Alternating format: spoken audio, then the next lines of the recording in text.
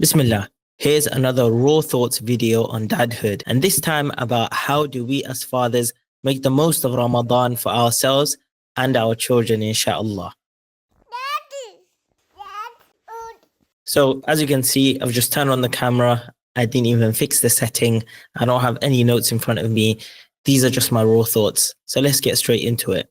For this Ramadan, the first thing that I want all the fathers that are listening to think about is that it's not going to be like your previous Ramadans before you were a father, or maybe when you had less responsibility, maybe when you had less children, maybe when your children didn't need as much attention and didn't need as much care. And so now that maybe your children are older, or now that you actually have children, you have actually just become a father, it means that those things that you used to do in Ramadan, such as i'tikaf, such as staying in the masjid the whole night, such as dedicating hours on end to doing your khatm of Quran, those things you may not be able to do with the same intensity that you used to do them. But you shouldn't feel saddened by that. It can become easy to feel like you're not going to have a productive Ramadan now that you have all these responsibilities.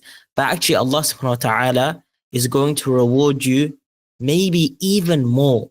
Why? Because of the effort and the struggle now that you have to put in to get the most out of the Ramadan. But also because he's given you a higher degree of responsibility, that your Ramadan isn't just about yourself now, but also about leading your family's Ramadan, making sure that your wife has the best time in her Ramadan, making sure your kids gain the barakah of that Ramadan, whether they're very young and they can't perform any of the actions of worship, or whether they're slightly older and they're starting to get into those habits.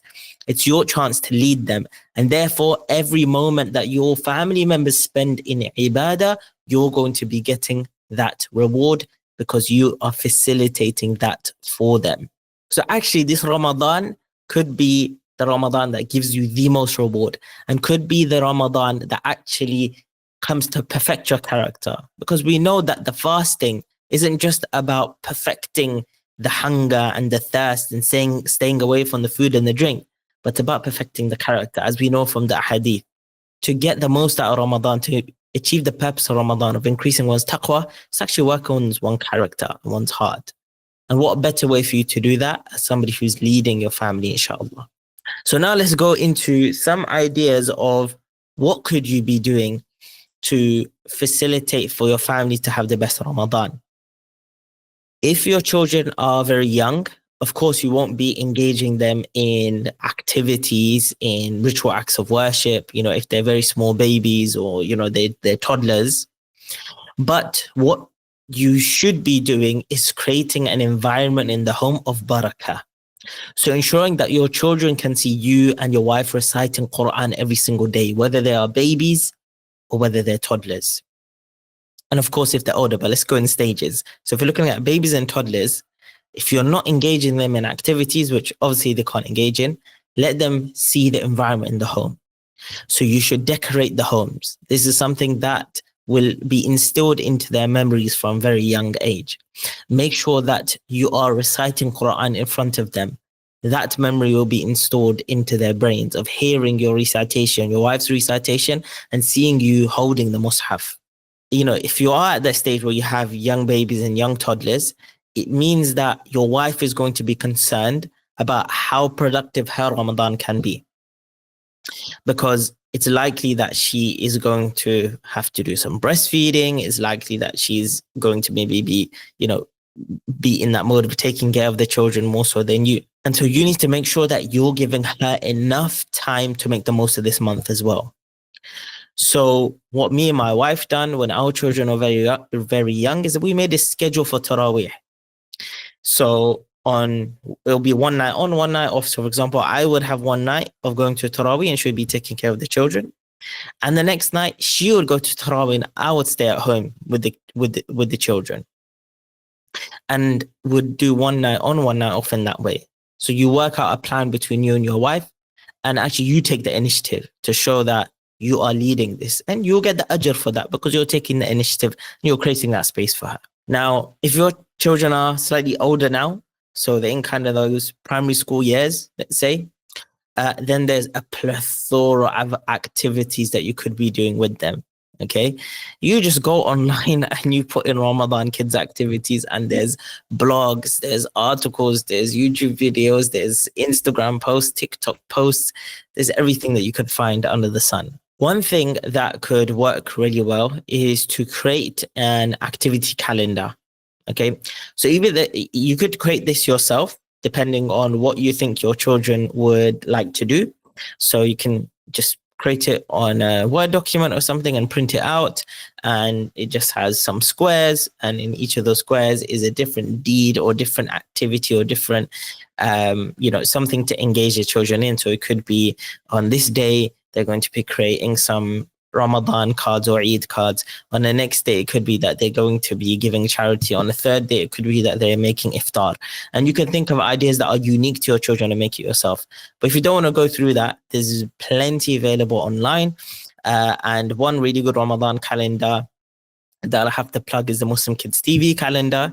So if you go to ramadan.muslimkids.tv, which will find, it should come up here if our editors do a great job, and the link will be in the description, inshallah. So that'll give you access to a really cool Ramadan calendar of 30 different activities for your children to do. And there's plenty of other ones online that you can find. So that will keep your kids busy and keep you busy as well, inshallah. Other than that, there's also certain books that you can get. So there are Ramadan magazines, there are Ramadan activity books. There is, for example, a book called Jamil and Jannah, which my children have used. And again, I'll put the link in the description. And what it does is it's kind of like a kid's journal, Ramadan journal, where they can write certain things down of what they've done that day, and they can tick certain things off, like they can tick off their salah and they can tick off that they're giving charity. So it kind of just helps them do something every day. So that's another thing that can be done. It's like a physical book that they can hold and take around with them. My children really enjoyed using that last year. Other things that you can do is, sometimes as fathers, we don't want to spend too much money on various different things, on books and toys and all these things that kids will want. We try and hold back, but Ramadan would be the time to spend on these things, I would say. Of course, you want to buy some things for Eid, and we can come to that in a second. But what's also important is that you do buy some things that can keep them occupied and keep them excited throughout the month of Ramadan as well. And then obviously, if your kids are much older than that's when then they're teenage years, then of course you want to do your best to get them to really understand the true purpose of fasting, ensure that they're going beyond that simple level of, we just don't eat and drink, but actually we're going to refine our character. Actually, we're going to try and do a khatam of Quran. Actually, we're going to try and pray all of our tarawih, get our sins forgiven. This is a time for change. This is a time for reflection. So you want to start instilling those things in them, taking them to the masjid with you, ensuring that they have certain goals that they're working towards. And you don't want to give them too many goals. You want to give them like certain things that they can focus on. So if it's going to be salah, if it's going to reading the Quran in English, if it's going to be a khatam of Quran, if it's going to be starting to wear the hijab, give them just like 1 or 2 goals that they can really focus on and they can take with them. And that will create the precedence for them that every Ramadan, as I get older, is like, I keep improving in my relationship with Allah and in my commitment to the deen. I think that would be great. It will be really important. And if in your locality there is like a youth group that does something in Ramadan, ensure that your children do go.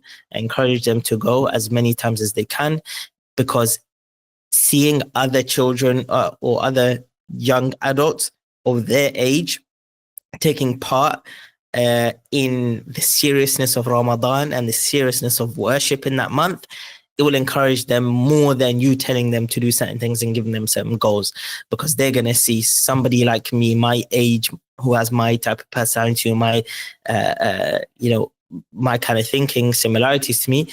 They're also trying to read Quran. They're also trying to pray Tarawih. They are also trying to build a relationship with Allah. So it's really important that you surround them with that type of environment as much as you can. As it's coming to Eid, one thing I just recommend is that you buy everything early on. Okay, just don't leave it to the last minute. So any gifts, any clothing, anything that you need to get, just get it early on from now. Don't wait until later. Ideally, get it before Ramadan, but try and get it within the first week of Ramadan so that you can just focus for the rest of Ramadan. You don't have to think about these things, inshallah. Yeah, I think these are a few things that we as fathers and leaders of a family should really focus on for this Ramadan. And it's really important that we make this a blessed month for our family members. And we also take this time out for ourselves. If we're being overwhelmed and overburdened with the pressures of parenthood, with the pressures of fatherhood, then we take this moment out to really reground ourselves. Whatever sacrifices that we need to make, if we need to turn off the phones, if we need to delete the social media apps, we do that. We need to take time off work, we do that. We need to create a very strict schedule in the household of the time that you have ibadah for, the time your wife has ibadah for. Do that. If we need to, give up the kind of football sessions you're going to or extra things that you're doing with your friends and whatnot, give it up. It's 1 month, focus, recalibrate yourself, and come back, come out of this month of Ramadan being a better father and a better leader of your household, inshallah. All right, Jazakallah khair for listening to the Raw Thoughts on Ramadan. May Allah subhanahu wa ta'ala bless everybody's Ramadan. Assalamu alaikum wa rahmatullahi wa barakatuh.